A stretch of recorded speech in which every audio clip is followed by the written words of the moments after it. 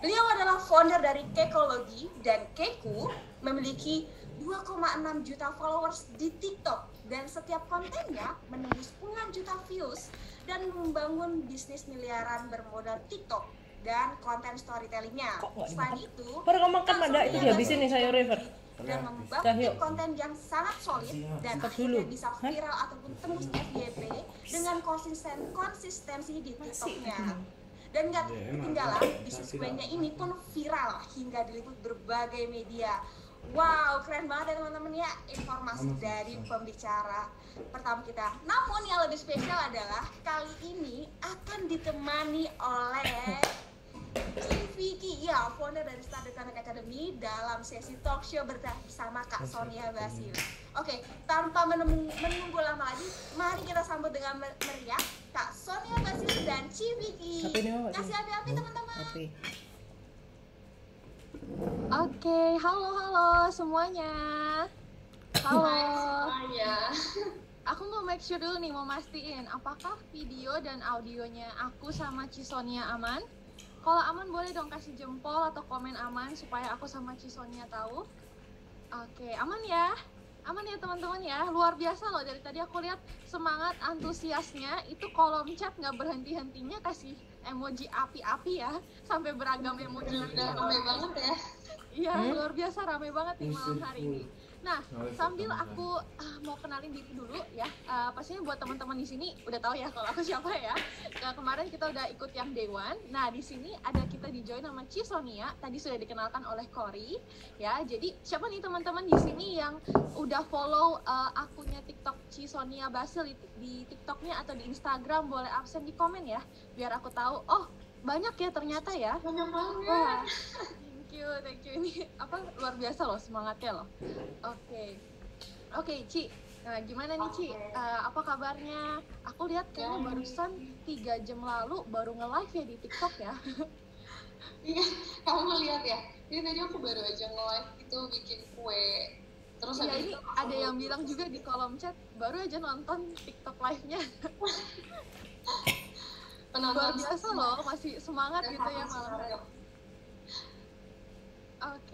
Oke, Ci. Nah, sebelumnya Cici mau kenalin diri dulu buat teman-teman di sini nih yang mungkin baru pertama kali kenal Cici, silakan.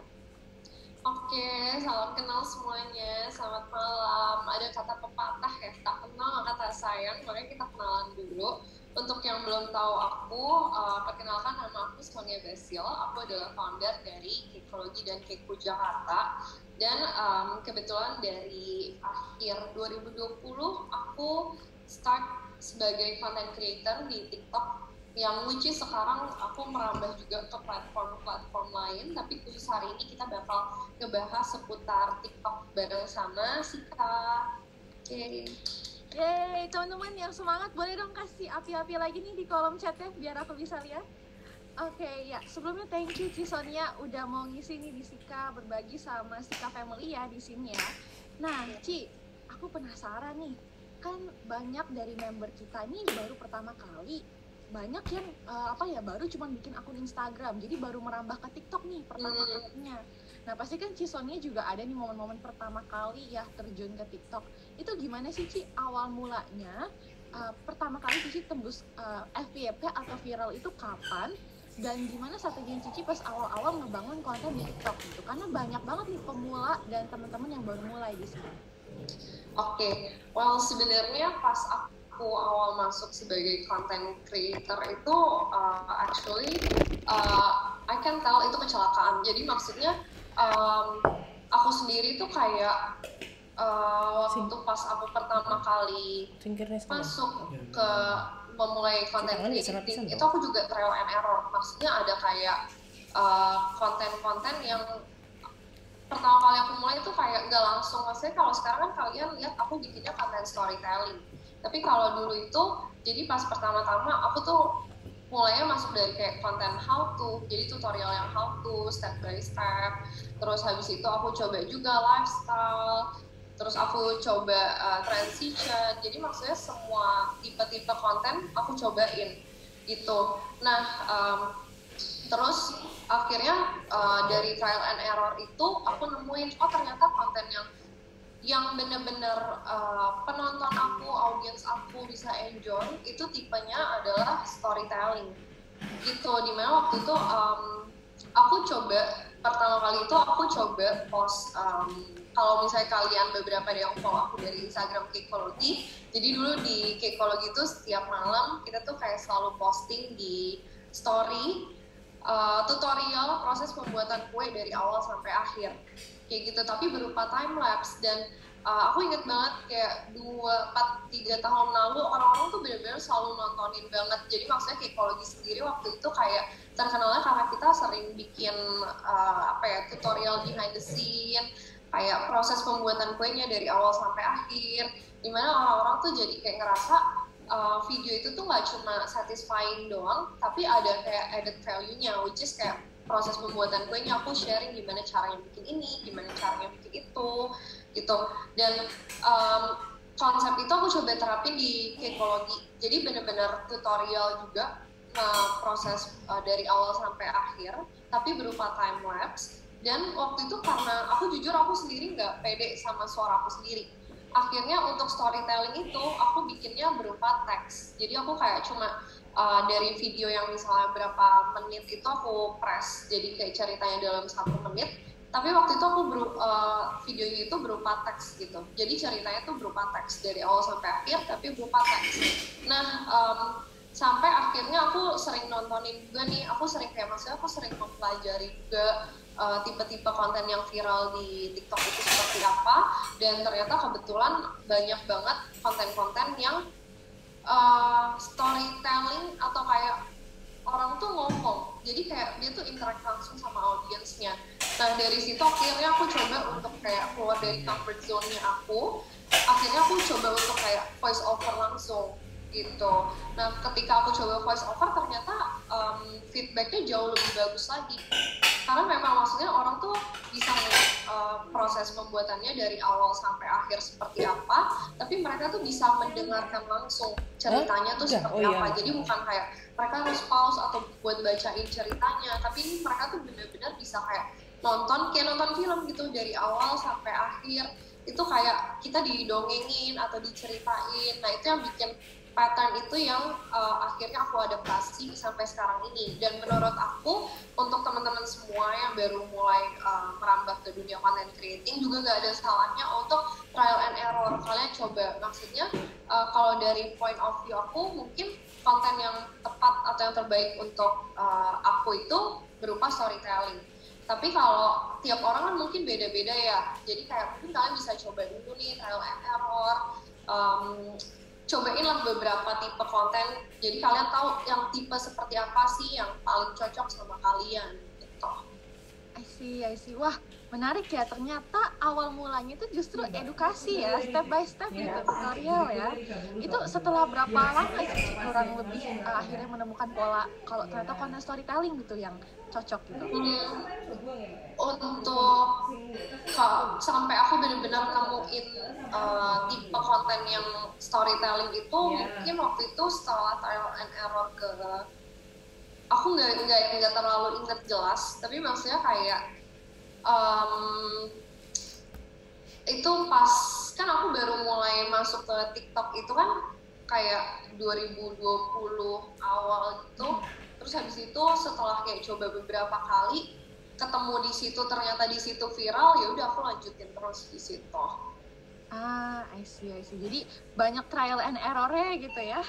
Oke, ini juga menarik loh. Aku baru pertama kali tahu ternyata nggak langsung storytelling, banyak trial and error-nya gitu ya. Jadi teman-teman di sini bisa banget nih ya, coba semua tipe konten seperti tadi Cisonia bilang, dan dari situ lihat yang mana nih yang winning gitu ya. Nah, itu oke. Sekarang kan berarti Cici fokus ke konten storytelling ya. Nah, aku mau nanya nih Ci, idealnya itu Cici pas pertama kali mulai posting gitu ya, atau sekarang bahkan ya posting di TikTok, ini banyak banget teman-teman yang nanya sebenarnya idealnya harus posting berapa kali sih, apalagi buat yang baru mulai akun TikTok nih, kan katanya kalau baru mulai itu harus posting banyak banget segala macem. Gimana nih Ci? Oke, jadi menurut aku ketika kayak kita baru mulai, namanya juga orang tuh belum kenal nih kita siapa, orang belum tahu kayak tipe kontennya kita seperti apa, otomatis quantity itu bakalan sangat mempengaruhi. Jadi semakin sering kalian ngepost, semakin semakin sering orang bisa dapetin video kalian gitu. Maksudnya kayak kita juga nggak tahu nih, ternyata dari salah satu video yang kalian post itu benar-benar langsung viral banget, dan once itu viral, video yang lain bakalan keikutan ketarik gitu. Jadi menurut aku ketika kayak kita baru memulai atau baru awal-awal mulai posting konten, itu kita ya harus mengutamakan kuantitinya. Jadi kayak tiap hari, kalau bisa tiap hari ngepost. Bahkan dulu teman-teman aku ada yang kayak sehari bikin 20, sehari bikin 30, kayak bener-bener dia tuh ngepost tuh banyak banget gitu. Itu kayaknya kesehariannya lebih banyak makan dibanding makannya gitu ya. Oke, Ci. Nah, cuman tadi kan aku udah lihat nih konten-konten Cici. Nah, banyak di sini yang merasa kayak, wah, aku udah posting tiap hari, tapi views-nya tuh cuma segitu doang. Nah, sedangkan kalau aku lihat Ci Sonia kan sekarang untuk sekarang kan posting 3 kali seminggu ya, Ci, ya kurang lebih. Nah, itu apa sih kira-kira formula yang Cici pakai supaya konten ini kalau aku perhatiin tuh mayoritas hampir semuanya tembus diganti. Aku nge-scroll kan lewat jutaan lagi bisa konsisten gitu. Nah, kira-kira ada nggak sih formula atau cara apa nih, strategi apa yang Cici pakai yang akhirnya ngefek itu bisa konsisten gitu sampai tembus diganti? Oke, sebenarnya tuh aku untuk creating satu konten, aku tuh punya formulanya sendiri. Mungkin di sini aku juga udah siapin PowerPoint-nya, jadi biar kalian bisa lihat juga nih rumusnya gimana sih cara aku creating konten ala aku. Ini aku bakal share screen sebentar, tapi bentar ya. Oke. Sambil nunggu Ci Sonia share screen, teman-teman boleh ya silakan kalau yang mau pakai kolom chatnya untuk kenalin TikToknya kamu atau Instagramnya kamu gitu ya, boleh, monggo silakan. Apalagi kalau yang bisa jelasin detail kayak TikTokku ngebahas apa, Instagramnya apa, siapa tahu nih ya ketemu partner, ketemu kenalan di sini ya, atau mungkin jodoh ya, kita nggak tahu. Silakan ya teman-teman gunakan kolom chatnya untuk network. Ya wes toh, belum ya wes. Komen cabe-cabe ya. Iya. Oke, sip. Nah, ini share screen udah kelihatan di tempat aku. Apakah di tempat teman-teman sudah kelihatan? Kalau sudah, boleh komen aman. Udah kelihatan belum ya? Oke, di Sembarang kalir angel ya. tempat teman-teman gimana? Sembarang kalir angel ya.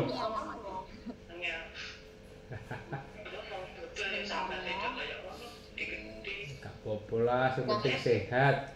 Ini udah kelihatan ya? Oke, Nah, sudah iya. aman. Oke, jadi sebenarnya kayak untuk TikTok ini, Kenapa? karena aku kan bikinnya berupa storytelling. Jadi di sini aku tuh sama tim punya guideline gimana caranya kita nge-create si konten-kontennya ini. Nah, jadi ini adalah beberapa tips and trik gimana caranya aku creating. Pertama, kalau misalnya kalian pengen konten kalian itu viral, sebisa mungkin reply dari komen. Kenapa harus reply dari komen? Karena menurut aku gini, ketika kita creating konten, kita itu bukan cuma pengen orang lihat konten yang kita pengen post gitu, tapi kita berusaha untuk creating sesuatu yang memang orang lain tuh juga penasaran atau orang itu pengen tahu. Jadi kita menjawab dari pertanyaan-pertanyaannya orang, nggak cuma kayak mangan paling empedu. Kita creating sesuatu, kita post, terus kita berharap orang bakalan support dengan kontennya kita. Kebanyakan itu lho, lemak-lemak itu lho, santannya gudeg itu lho. Post sesuatu itu memang make sure ada added value-nya. Dan santannya opor? Itu adalah sesuatu yang memang santannya opor, santannya opor. Itu adalah kayak pertanyaan yang selama ini orang tuh wondering gitu. Jadi kayak kenapa menurut aku reply dari komen itu penting. Dan sebisa mungkin harus relatable. Pedes sih gak apa-apa malahan jadinya. Di TikTok itu mostly pedes sih sajane malah gak apa-apa. Marah paling pedes iku marahi main kretok nek loro weteng biasane sing santen-santen kuwi lho. Lemak gorengan. Gitu. Jadi kayak kalau misalnya aku ya, mungkin aku kayak ambil contoh biasanya lemak gorengan. Ketika aku bikin konten, misalnya aku pengen bikin yang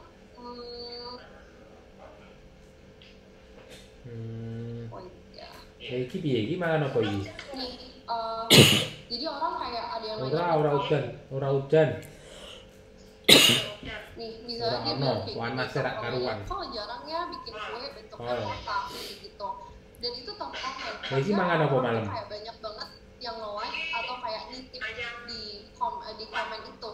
Nah itu berarti ayam kuah. orang-orang tuh sepenasaran itu kenapa ayam tim sentrum selalu bulat terus gitu. Dan jadi kayak kalau kalian reply dari situ, basically kalau misalnya kalian bikin video tapi reply dari komen, semua orang yang udah nitip di situ atau udah nge-like komen itu, ketika kalian post mereka langsung bakalan dapat notification. Oh ada video baru dari kalian yang menjawab pertanyaan yang pernah kalian tanyakan ke si creator itu. Gitu. Bojone sen nggak melu. Dari top komen itu penting banget. Nah terus kalau misalnya bikin sebenarnya ini kayak lebih ke teknikal banget, tapi semoga ini membantu juga. Jadi kalau bikin konten itu 1-3 detik pertama kita sebutnya clickbait. Jadi itu benar-benar harus menarik. Kenapa harus menarik? Karena kalau misalnya kamu ngomong sesuatu yang di awal itu kayak something yang tidak menarik, juga orang tuh males gitu untuk nonton dari awal sampai akhir. Tapi kalau misalnya kamu kayak ngomong di awal cake sultan check gitu, nah berarti orang bakalan demonstrate kuenya bakalan seperti apa ya, apakah kayak kuenya itu bakalan gede banget atau kuenya itu penuh emas. Jadi orang tuh wonder ya, mereka tuh jadi kayak punya apa ya, gambaran atau kira-kira ini kayaknya menarik deh. Lah apa tuh ya sampai ngono bareng goncengan bareng awal sampai akhir gitu. Jadi kalian nggak bisa kayak bikin konten tanpa ada clickbait. Kalau ada clickbait orang pasti kayak bakalan nungguin dan kayak ikutin sampai akhir. Nah terus kalau bikin cerita itu juga kita nggak bisa monoton. Mungkin let's say kayak gini, kalau misalnya orang order, ini aku pakai case-nya case aku kali ya. Jadi kayak kalau misalnya nih orang order kue di aku nggak mungkin cuma cerita kayak hari ini ada order kue untuk ulang tahunnya. Terus habis itu ya udah nih aku bikinin kayak gini terus kuenya diterima sama tapi suwe lek gak dioperasi. Nah itu kayak bener-bener menurut aku datar banget. Dan ketika kayak kita bikin cerita yang tidak ada klimaksnya, itu orang tuh nggak akan ada rasa gregetnya untuk benar-benar pengen nonton dari awal sampai akhir gitu. Makanya menurut aku klimaks itu penting banget. Jadi ketika bikin cerita harus ada peaknya nih, ada puncaknya. Kalian bawa ikutin ceritanya sampai di titik dimana kalian merasa kayak gila seru banget nih, misalnya ada kue rusak, mereka jadi kayak ya lembur dari awal berarti dapat orderan kue terus rusak. Nah rusak itu kayak kalian juga nggak bisa cuma cerita kuenya rusak dia udah rusak, tapi kalian harus kasih added value-nya juga. Jadi ketika itu rusak gimana solusinya kalian gitu. Jadi cerita itu harus kayak ada klimaksnya tapi ada added value-nya juga, dan harus hindari kalau dari aku hindari konten-konten yang sifatnya kontroversial gitu. Karena memang di TikTok ini audiensnya itu benar-benar aktif. Jadi once ketika kalian bikin konten yang kontroversial mungkin kayak hip-hop itu bakalan berapi-api banget gitu. Kalau misalnya kalian pengen naik dari jalur kontroversial, oke lah, it's okay. Maksudnya kayak that's your choice. Tapi kalau di sini dari aku mungkin apalagi ini something yang related to business, kita tuh harus think twice. Jangan sampai suaranya mau pengen bikin kola konten yang kontroversial tapi itu nanti malah memukul ke bisnis kalian. Jadi kayak apapun yang kayak kalian bikin atau kalian ceritakan, kalian tuh harus melihatnya tuh dari dua sisi. Harus ngelihat dari point of view kalian sebagai punya pacar ownernya, sebagai orang yang memang punya punya bisnisnya. pacar. Aduh coret-coret ya. Terus habis itu atau kalian juga harus melihat tuh dari point of view si customer-nya ini. Seragam SMA. Ketika kita bikin konten tentang bisnis, sebenarnya kan kita pengen memarketingkan bisnis kita. Jangan sampai yang kita bikin ini ceritanya itu konotasinya negatif, menyerang customer ataupun menyerang ke kita. Makanya sebenarnya lebih baik di bagian gimana kalian ketika bikin cerita itu harus ada kayak pelajarannya, ada added value-nya, tapi kalian berusaha untuk lihat dari dua sisi. Dari sisi kalian sebagai penjual, dimana kayak kalian itu selalu profesional ketika menerima order,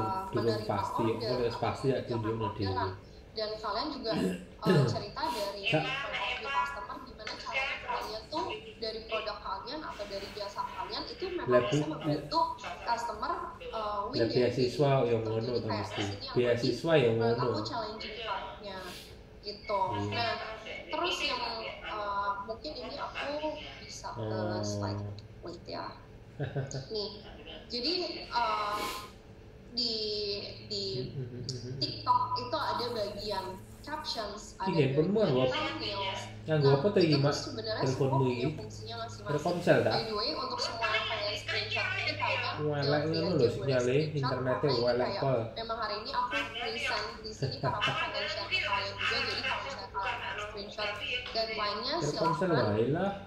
Terus kita lanjut lagi ke yang sini. Yo ganti nomor Jadi anyar. sebenarnya semua fitur yang dibuat di tiap platform itu punya Yo nomornya yo gak iso digowo ta yo. Nah, Tapi kalau kita sinyalnya Telkomsel nek ngomongin rumah caption mami kan walek di tuh. TikTok. Lah tapi Nah, nomormu caption sing dhisik itu nek kita wis fungsinya Telkomsel ta, Pak? mungkin, beberapa dari kalian ada nih yang nonton video, nonton ya udah cuma nonton. Tapi ada iso beberapa ngono orang lho, juga dihubungi yang di mereka telepon ya nonton, iso tapi ngono mereka lho. baca caption juga gitu. Oh. Nah, di sini caption itu tujuannya bikin orang stay dari awal Lho sampai ini akhir. perasaan telepon aku yang nganggo nomor sing kawak. Jadi kayak misalnya aku bikin kue, terus habis itu aku bilang udah KW super dong, orang pasti wondering Oh. KW super berarti hasil Iya, akhirnya iya, seperti iya, iya. apa gitu. Jadi caption ini tujuannya untuk bikin orang pengen stay sampai akhir karena mereka penasaran di akhir Cen-cen nggak itu teko toh? ada apa.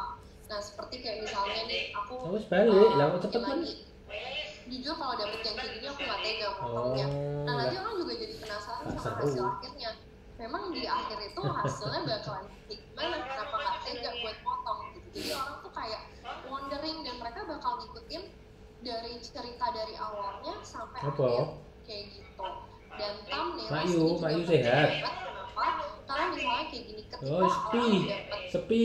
salah satu video kalian Yo, yang sasi wingi sing rame sasi Agustus iki sepi, Juli rame, Agustus sepi. Kalian. Nah, tapi kalau misalnya mereka cuma melihat foto-foto doang, Mundak soalnya per cuma kayak kilone. itu kan kalau di profile itu kan cuma kayak foto-foto Iya. doang. Kalau cuma kayak Jadi foto-foto langsung doang. sepi bulan Itu pertama. mereka juga kayak yang Juli menarik ini lumayan gitu. Maksudnya rame. mereka bakal tahu, oh ceritanya 2000 ini tentang apa. 2400. Fungsinya thumbnail itu untuk orang-orang yang baru pertama kali dapet video Umum. kalian dan masuk ke homepage-nya kalian. Umum, Mereka tuh ono sing 2500, ono sing 2600. Makanya itu thumbnail juga harus dibikin Gak mesti. sesuatu yang sifatnya ya kalau dari aku ya sifatnya clickbait atau Sasi wingi iso entuk benar-benar 2 ton luwe. menceritakan Sasi Agustus, sasi keseluruhan Juli. videonya. Misalnya kayak aku bilang Tapi bikin, Agustus kue ini 2 cuma meter, entuk terus 1 orang ton tok. bakalan mikir wah gila kuenya berarti panjang banget. Akhirnya mereka Gitu, bakalan coba untuk nge-tag ke video itu gitu. Jadi kayak ini hal-hal Wis sithik mak sik kalah mbek sing liyan-liyane, sik paling cilik nggonku. sebenarnya semua fitur itu punya Kalau rego liyane sik iso sampai 3000, 4000. dibuat karena memang Oke, punya kok. tujuannya masing-masing, termasuk live. Jadi kalau misalnya kalian pikir di TikTok itu cuma yang kalian post doang yang FYP, no, kalian salah. Karena yang namanya live itu juga ada Iya. FYP-nya sendiri. Jadi kalau Ono acara apa, gak ono biasa acara apa-apa. kalian post video sama ketika kalian nge-live itu bakalan beda gitu FYP-nya. That's why misalnya ini aku baru habis post video, aku pasti bakalan live. Tujuannya aku pengen bikin kayak traffic 2 kali nih. Jadi orang datang karena memang mereka lihat Wis bar kabeh iki mau wis atau pangan, mereka wis datang bar karena mereka datang dari dari turu. tapi kalau mereka datang dari live biasanya mereka itu adalah penonton baru. Jadi kayak makanya mereka bakal otomatis kepoin homepage kalian, makanya mereka bakal klik dan dari situlah thumbnail itu penting. Lah wingi lu Semarang Dan dari lumayan ya thumbnail, suwe ya. ketika diklik muncul nih clickbait openingnya 1-3 Iya. detik pertama, terus mereka lihat captionnya, oh ini menarik nih, akhirnya tutup mereka berarti bakalan gue. nonton sampai akhir gitu. Jadi ini adalah beberapa hal yang menurut aku memang ini kayak kelihatannya teknikal banget, tapi ini benar-benar Kayak gini. semuanya itu bagi aku penting banget. Nah terus ini beberapa suka nanya ke aku juga, jadi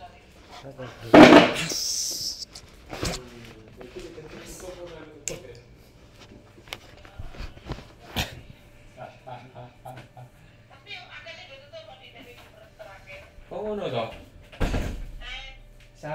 Pokoknya aku piye? Mungkin kayak aku pikir aku persiapin aja sebelum kalian tanya. Sorry ya kalau terlalu panjang. Gak apa-apa Ci, mantap banget sharing. Pas Silakan, monggo. Hopefully this answer-nya semua berguna untuk kalian. Nah, jadi kalau di dalam TikTok ini ada beberapa jenis account. Nah, di sini yang aku pakai itu yang creator account. Jadi aku nggak pernah pakai yang business account dan aku nggak pakai yang personal account. Setahu aku kalau kita pakai yang personal account itu nggak ada data analitiknya. Sedangkan ketika kalian mau membuat konten, kalian itu butuh data karena kalian pengen tahu audiens kalian itu tipenya seperti apa. Makanya itu ketika kalian mau bikin konten, bikinnya itu pakai creator account. Nah kalau business account ini aku kurang tahu, tapi setahu aku katanya orang-orang kalau di business account itu nggak semua lagu kalian bisa pakai. Jadi lagunya limited banget. Sedangkan lagu itu juga bakal mempengaruhi kalian ketika bikin konten. Itu makanya di sini mungkin aku bakalan lebih banyak ngebahas soal creator account. Nah di creator account ini ada yang namanya creator tools, which is ada analitiknya tuh. Ini yang pokok kedua kelihatan kan ya ada analitiknya. Nah itu ketika pencet itu muncul nih engagementnya, terus habis itu tipe followernya seperti apa, kontennya seperti apa, termasuk yang kayak di depan tuh kalian bisa lihat. Jadi ternyata viewernya kalian itu banyak kan perempuan atau banyak kan laki-laki.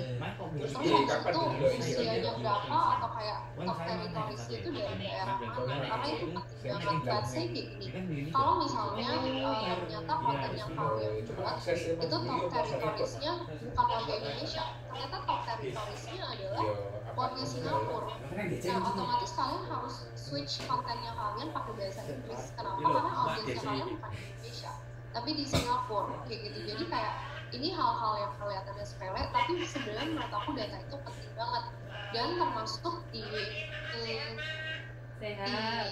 analytics ini ada follower activity-nya, di mana kayak ada jam yang lagi rame buat ngepost sama ada jam yang kayak low banget. Jadi ada jam peak hours sama low hours.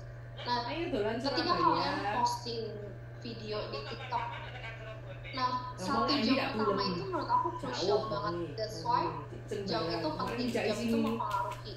Karena semakin kayak misalnya ketika 1 jam pertama pas kita post videonya kita itu rame banget penontonnya, si TikTok bakalan otomatis bantu nge-boost video kalian ke audiens lain. Kenapa? Karena kayak mereka merasa kita sebagai creator itu menguntungkan platform ini. Karena kayak kita bikin konten yang menarik dan ketika dia boost ke orang-orang lain, pasti orang-orang lain bakal stay lebih lama di TikTok karena mereka ngerasa kontennya kita itu menarik. That's why kayak kalau mau ngepost itu harus di peak hours. Dan peak hoursnya itu tiap orang beda-beda. Jadi kalian harus lihat dari analitiknya masing-masing. Jadi nggak bisa kayak mastiin nih tiap orang peak hoursnya sama. Pasti beda-beda.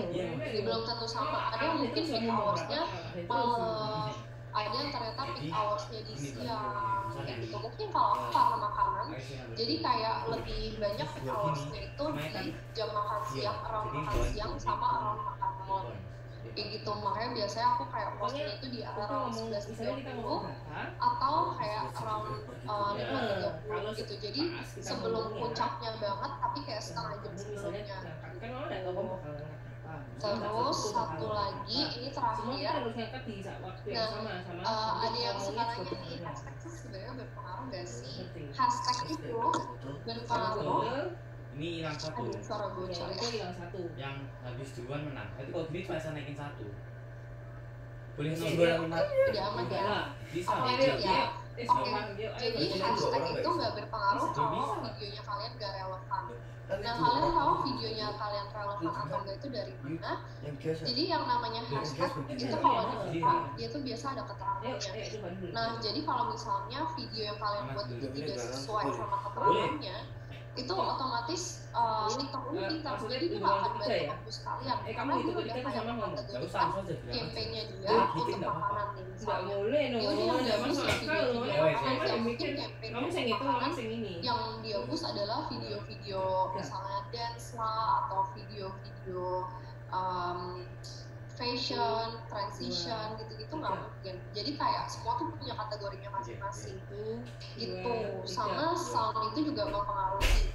Nih, let's say kayak gini, ketika kalian buka TikTok, pasti kalau kalian nonton video, kalian sering nggak sih ngerasa kok gue dapetnya lagunya itu lagi ya, sampai akhirnya tuh jadi kayak terngiang-ngiang terus di otak. Nah itu karena kayak kalau misalnya ada lagu yang lagi viral, TikTok bakal kayak nge-push semua orang yang pakai sound itu. Jadi kalau misalnya kalian post pakai sound yang lagi viral, itu kalian juga lebih cepat viralnya. Kayak gitu. Dan nggak cuma itu juga, biasa kalau misalnya lagu yang lagi viral itu kan kalian ketika dengerin jadi catchy ya. Jadi kayak pengen dengerin terus. Kalau kalian rasa enak tuh kalian pengen dengerin terus. Jadi ketika kayak kalau kalian bikin konten terus pakai lagu yang lagi viral, orang tuh otomatis bakal kayak terbawa gitu loh, pengen nonton dari awal sampai akhir karena mereka kayak bisa nonton konten kalian tapi sambil denger lagu yang mereka suka gitu. Jadi mungkin kayak dari aku itu tips and triknya, semoga bisa membantu dari guideline sampai segala tips and tricks sama segala pertanyaan yang sering orang tanyain soal di TikTok. Kurang lebih itu semoga yang aku share bermanfaat. Ini aku stop share ya. Oke, wah luar biasa nih sharingnya ya. Oke, nah Ci, tadi menarik banget, Ci ada ngebahas soal jam posting ya. Nah, itu banyak kan yang bilang kalau di TikTok itu jam posting itu sebenarnya nggak berpengaruh. Kayak nggak seberpengaruh itulah. Makanya banyak yang ya udah posting asal yang paling penting isi kontennya ya udah post aja. Nah, menurut Cici gimana?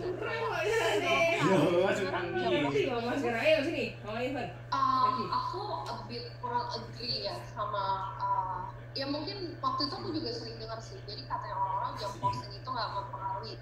Tapi kenyataannya it works on me. Jadi maksudnya ketika aku memang posting di jam rame dan itu langsung viral, itu bakalan lebih makin di-push untuk makin viral dibandingkan ketika aku sembarangan nge-post di jam yang kayak terserah aja. Dia naik sih memang, tapi naiknya tuh jauh lebih lama gitu. Jadi kayak menurut aku jam posting itu juga benar-benar mempengaruhi, dan soalnya kayak gitu juga harus memperhatikan gitu. I see. Oke. Nah, Ci, dari sekian banyak nih faktor-faktor tadi yang Cici bilang berpengaruh gitu ya, ke bisa konsisten, bisa viral, bisa FYP gitu ya.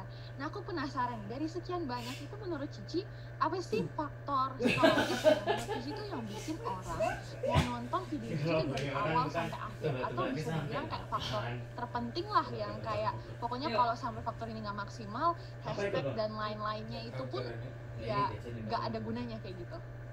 Oke, jadi menurut aku ketika kita bikin konten yang bagus itu bukan cuma yang balik lagi ke yang tadi di awal, konten yang bagus itu bukan cuma konten yang kita buat sembarangan, tapi ketika kayak apa yang kita buat itu memang berguna juga buat orang lain, either itu di entertainment atau either itu di educational. Jadi kayak selalu ada value-nya gitu. Jadi kayak kenapa setiap kontennya aku either itu sifatnya entertainment atau enggak itu educational atau enggak digabung edutainment gitu. Jadi kayak karena kalau misalnya orang nonton sesuatu yang memang sifatnya ada edukasinya, mereka bakalan willing to save the video dan kayak nonton itu nanti ke depannya karena memang itu sesuatu yang memang berguna untuk mereka. Ada informasi di dalamnya. Tapi ketika kayak itu sifatnya entertainment, itu juga kayak something yang mereka tuh bisa kayak nonton berkali-kali karena itu memang menghibur mereka gitu. Jadi kayak menurut aku dua itu yang paling penting sih. Oke, jadi lebih karena edit value-nya gitu ya. Tuh, karena edit value. Iya, menang, habis itu menang. Oke, I see. Oke, menarik banget sih. Soalnya bener ya. Nah, ini kebetulan banget ada yang nanya nih, menurut aku ini juga pertanyaan yang sangat menarik ya. Nah, Cici kan ada atur bisnis, ada punya tim segala macam. Nah, Cici, gimana sih caranya Cici bisa tetap posting konten gitu ya tiap hari? Gimana atur waktunya? Gimana bisa maintain konsistensi posting di TikToknya gitu ya? Dengan adanya bisnis dan sebagainya, karena banyak teman-teman di sini yang juga punya bisnis masing-masing dan challenging banget ya atur waktunya. Nah, Cici ngebentuk tim kontennya seperti apa? Nah, mungkin boleh ceritain Ci kayak gimana? Oke, jadi karena memang ketika aku melakukan sesuatu, aku tuh benar-benar memang selalu mempelajari apa yang memang harus dilakukan dari awal sampai akhir ya. Habis itu gimana caranya aku Naik bisa bikin konten yang kayak memang itu menarik dan lain-lain gitu. Jadi kayak memang dari awal itu aku ngelakuin semuanya sendiri. Jadi aku selalu kayak trial and error ke kontennya seperti apa, biar aku ngerti konten apa yang sesuai sama audience aku. Terus gimana caranya aku creating creating pattern biar itu tuh selalu konsisten. Dan ketika udah punya creating aku bikinlah guidelines-nya ini. Baru setelah itu aku hire orang. Jadi aku mulai kayak hire orang ketika aku tuh memang udah benar-benar mengerti aku sudah lakukan. Jadi aku ngerti nih ketika aku hiring orang itu tuh harus berbuat seperti apa biar memang apa yang aku udah pernah kerjakan sama apa yang dia kerjakan itu sih. Itu yang tadi guideline yang aku share sama kalian. Aku Papa the king of licik, the king of curang. Ini kalau sekarang tim konten Cici ada berapa orang dan kira-kira apa aja sih role-nya? Aku sekarang itu ada 3 orang. Jadi kayak yang pertama kan memang PA, jadi kayak dia yang lebih bantu untuk handle yang dari brands. Terus ada juga yang untuk video and editor. Sama aku kan juga memang tetap ngejalanin si bisnis aku gitu kan. Jadi aku punya satu social media specialist ini yang tiap hari fokusnya itu lebih ke ngatur konten di story Instagram gitu. Jadi bukan cuma fokus di TikTok doang, tapi di Instagram juga. Jadi dia kayak gimana caranya creating reels, terus habis itu untuk posting story di Instagram setiap hari kontennya itu seperti apa, itu jadi kayak tiap orang tuh dibagi masing-masing gitu. Oke, jadi ada satu yang memang kayak video editor, terus PA, sama yang memang ngebagi-bagi kayak memahamin TikTok, Instagram dan sebagainya gitu ya. Tapi skrip semuanya masih dari Cici sendiri ya?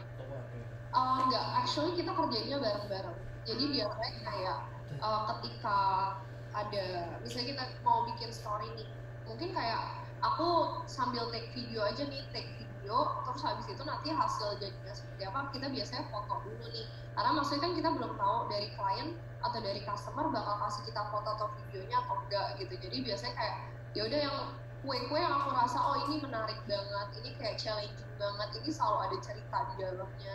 Biasanya kan juga customer kalau order kan dia ada kayak nanya ini, nanya itu, konsultasi, jadi pasti selalu ada ceritanya. Nah jadi untuk yang punya ceritanya pasti aku selalu kayak sambil kerja itu sambil take videonya gitu. Nah nanti setelah itu jadi aku sama tim kayak breakdown bareng-bareng kira-kira story-nya seperti apa, terus dari ketika aku mengerjakan yang ini edit value-nya tuh apa yang aku pelajari. Jadi setiap kali aku membuat sesuatu harus ada sesuatu yang baru yang aku pelajari. Jadi kayak aku tuh tiap hari nggak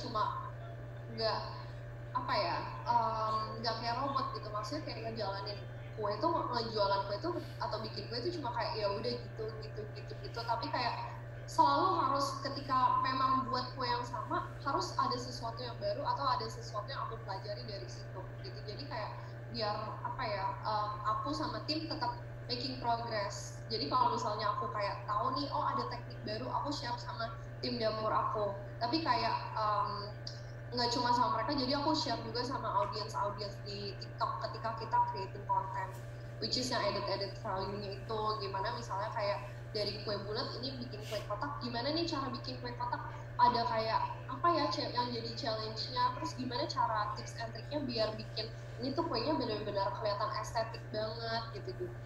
Nah terus nanti baru kayak kita rangkum jadi satu setelah guideline-nya jadi, setelah poin-poinnya jadi, kita gabungin jadi satu script. Setelah itu kita revisi rame-rame gitu, karena kan maksudnya kita tetap mau ceritanya ini nggak cuma plus point dari kita, tapi kayak mengangkat cerita dari klien atau customer kita juga kan. Jadi gitu, kayak harus melihat dari berbagai macam point of view. Makanya kayak di tim aku sendiri pun untuk yang script writer itu ada yang memang bukan dari backgroundnya kue, biar aku tuh pengen dia bisa kayak memberikan input dari audiens yang memang tidak mengerti apapun tentang kue kayak gitu. I see, menarik banget ya. Jadi teman-teman bayangin ya, di balik video yang kamu tonton tuh ya tiap hari, berapa banyak orang ternyata di belakangnya gitu ya yang menyembuhkan sama-sama gitu ya. Oke, luar biasa sih Ci. Nah aku juga penasaran nih Ci, kan tadi kan Cici berarti kalau mau bikin konten kan sama-sama bareng timnya gitu ya. Apa sih yang jadi alasan kenapa Cici ini, karena banyak juga teman-teman di sini tuh yang akunnya tuh bisnis brand, jadi bukan personal brand. Kenapa Cici fokus ke akunnya yang personal, kayak kenapa nggak ngembangin yang Cakeology-nya atau bisnis brandnya kayak gitu. Kayak sekarang memang ngembangin, tapi kenapa jadiin fokus utamanya tuh personal branding dulu atau munculin diri Cici dulu gitu. Soalnya banyak teman-teman di sini yang lagi galau nih, kayak aku harus nggak sih munculin diri aku atau better nggak usah kayak gitu atau gimana? Nah, jadi kalau soal kayak gini mungkin balik lagi ya ke tujuan kalian masing-masing ngelakuin ini tuh buat apa gitu. Kalau dari aku, ketika aku masuk ke TikTok, kenapa aku masuknya itu sebagai Sonia Basil? Kenapa masuknya bukan sebagai Cakeology? Karena ketika aku mempelajari behaviornya, ketika kita pakai Instagram, itu memang ketika kita muncul sebagai brand itu jelas, maksudnya orang memang datang ke tempat kita memang untuk ngeliat-liat atau untuk ngebeli produknya kita. Tapi kalau di TikTok itu beda, mereka tuh mereka masuk ke TikTok itu untuk dapat entertainment, untuk dapat hiburan. Jadi mereka tuh nggak mau dapat sesuatu yang sifatnya itu langsung kayak dijejelin di depan muka, oh ini jualan kue gitu. Itu mereka nggak mau, mereka pasti bakal otomatis scroll gitu. Karena personally aku sendiri juga gitu. Ketika aku dapat konten yang terlalu hard selling, aku pasti langsung scroll. Tapi ketika aku dapat sesuatu yang sifatnya soft sell, aku pasti bakal decide untuk aku pengen mempelajari dulu, aku ngikutin dulu ceritanya dari awal sampai akhir, ngikutin kontennya dari awal sampai akhir. Jadi itu yang bikin aku merasa, oh kalau misalnya kita munculnya sebagai brand, itu udah langsung otomatis orang tahu nih kita mau kayak nyuguhin jualan. Tapi kalau misalnya kita munculnya sebagai orang, itu kayak beda. Mereka bisa lihat juga, mereka tuh jadi punya alasan kenapa mereka harus trust kamu dan brand kamu, karena mereka bisa melihat proses yang kamu kerjakan di balik brandnya itu sendiri kayak gitu. Jadi menurut aku kenapa itu alasannya aku masuknya itu bukan sebagai brand tapi sebagai sebagai aku sendiri. Plus juga menurut aku ya ini plus point aja, ada plus point. Intinya ketika kalau orang udah tahu kamu itu siapa dan dia udah trust kamu, udah melihat segala proses yang kamu kerjakan dari awal sampai akhir, itu bakal ke-build trust-nya. Dimana akhirnya ketika kamu kayak bikin sesuatu yang lain daripada yang kamu kerjakan, itu orang bakalan ya udah, karena gue udah kenal lu siapa, ya udah akhirnya gue decide untuk lu mau bikin apa, oke gue ikutin. Jadi kayak ada, kita bisa kayak creating sesuatu yang baru juga gitu, karena memang yang di trust itu udah bukan cuma brandnya doang, tapi lebih kepada orang di balik brandnya gitu. I see, menarik. Dan aku setuju sih teman-teman, memang kalau kita perhatiin gitu ya patternnya orang-orang yang cepat grow di TikTok itu juga ya memunculkan dirinya, personanya ya Ci ya.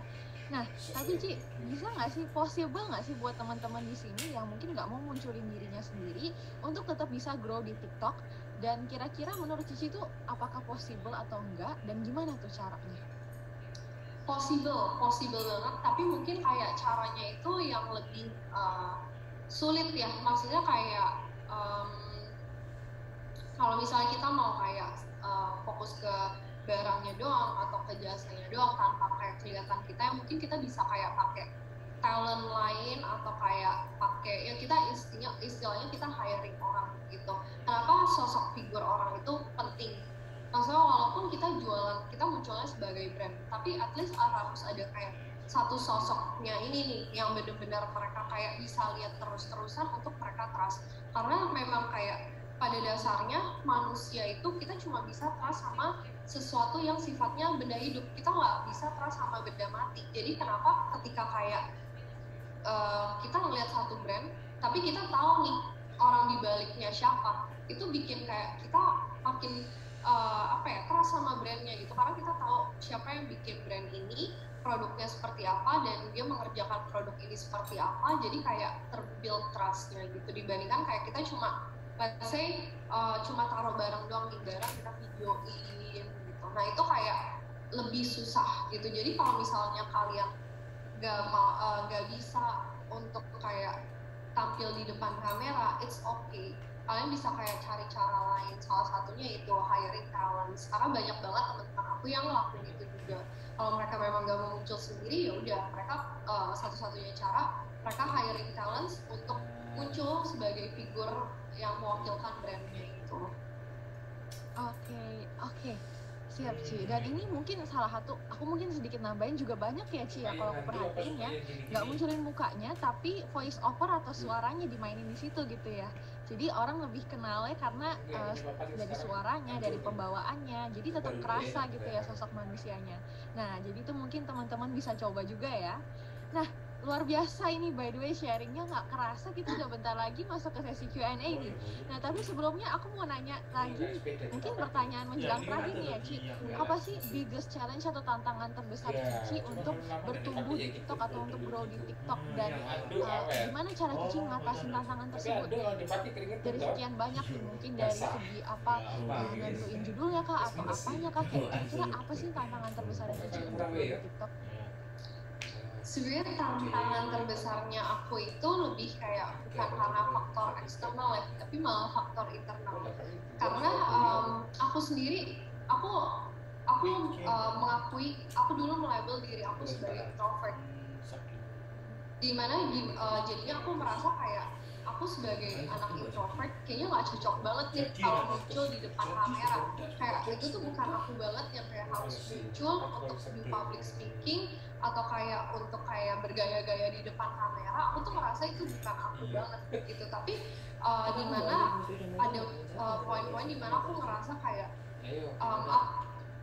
fokus utama aku ini sebenarnya bukan cuma diri aku doang. Kalau aku ngelakuin itu doang mungkin ya aku egois gitu. Tapi waktu itu posisinya yang benar-benar aku utamakan itu adalah brand aku. Gimana caranya aku membawa brand ini bisa kayak berkembang kayak gitu. Apalagi karena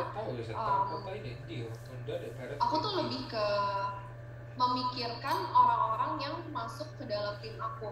Jadi aku tuh kadang suka merasa mereka yang benar-benar ngedrive aku untuk terus maju, karena aku pengen mereka udah join tim aku, mereka udah trust aku untuk berkembang bareng sama mereka. Ini adalah tugasnya aku untuk membawa brand ini untuk bisa lebih maju lagi, biar mereka kerjaan mereka juga bisa semakin kayak makin banyak orang yang bisa kayak join ke tim aku, bisa kayak exploring di dapur aku, creating cakes dan lain-lain. Itu yang kayak aku rasa ngedrive aku banget untuk ya udah nggak boleh egois. Kalau misalnya aku mau egois mungkin ya udah kayak nggak usah kemana-mana gitu, tapi ya udah di balik layar aja dan ya udah brandnya gitu-gitu aja, yang penting tetap menghasilkan penjualan.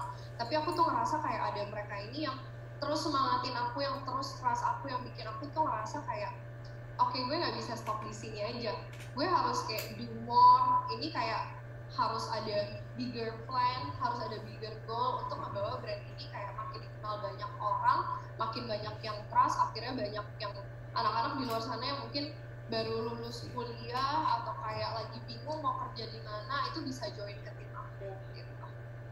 Wah, jadi bigger purpose ya Ci ya, yang bikin akhirnya Ci Sonia mengatasi that fear gitu ya, ketakutannya itu ya. Wah ini kalau ada timnya yang join pasti terharu banget. Wah luar biasa. Nah mungkin yang terakhir nih Ci Sonia, sebelum kita masuk ke sesi Q&A, apa sih menurut Ci Sonia kayak satu pesan atau mungkin just one advice yang Ci Sonia mau kasih ke teman-teman di sini yang baru aja mau mulai konten TikTok atau baru aja mau konsistenin lagi nih TikToknya? Kira-kira kayak gimana Ci? Oke, ini aku baru mau jawab, tahu-tahu aku udah ke pressure ya, ini semua orang udah raise hand semua. Nggak apa-apa, mereka udah ancang-ancang Ci. Udah ancang-ancang ya, biar kayak didahuluin gitu. Oke, mungkin pesan dari aku satu, jangan pernah berhenti belajar dan jangan pernah berhenti untuk exploring, jangan pernah membatasi diri kalian juga. Selalu challenge diri kalian untuk melakukan sesuatu yang kalian rasa ini bukan gue banget, karena ketika kalian membatasi diri kalian gak bakalan kemana-mana. mana kalian cuma bakalan di situ aja. Tapi ketika kalian take chance nih untuk kayak ambil langkah untuk melakukan sesuatu yang kalian rasa oh ini sesuatu yang baru, kalian belajar sesuatu yang baru, itu hanya itu doang yang bakal membawa kalian untuk bisa jadi orang yang lebih baik lagi. Oke, wah, thank you Ci Sonia sharingnya ini. By the way, udah apa? Ini boleh napas dulu sebelum kita masuk ke sesi Q&A ya teman-teman ya. Nah sebelum kita masuk sesi Q&A, mungkin aku mau ajak teman-teman buat kita foto bareng dulu ya, foto bareng. Abis itu kita masuk ke sesi Q&A ya. Oke, nah teman-teman di sini yang mau on cam boleh silakan biar aku bisa lihat wajah-wajah menawannya ya. Oke. Ya, sambil teman-teman siap-siap, ini kurang lebih ada banyak banget slide-nya. Jadi aku bakal screen record aja sih teman-teman di sini ya, supaya kita nggak sampai senyum sampai giginya kering gitu ya. Oke, sebentar ya teman-teman ya. Ini silakan teman-teman sambil aku nyalain recordingnya. Wait. Oke. Oke. Ya. Oke, kalau gitu gimana teman-teman udah siap? Aku mulai ya teman-teman ya. Oke, sebentar. 3, 2, 1, senyum yang terbaik. Oke, slide yang pertama, slide yang kedua, oke, slide yang ketiga, slide yang keempat, slide yang kelima, slide ke-6. Wah ini luar biasa, sampai slide 6 masih rame yang nyalain video ya.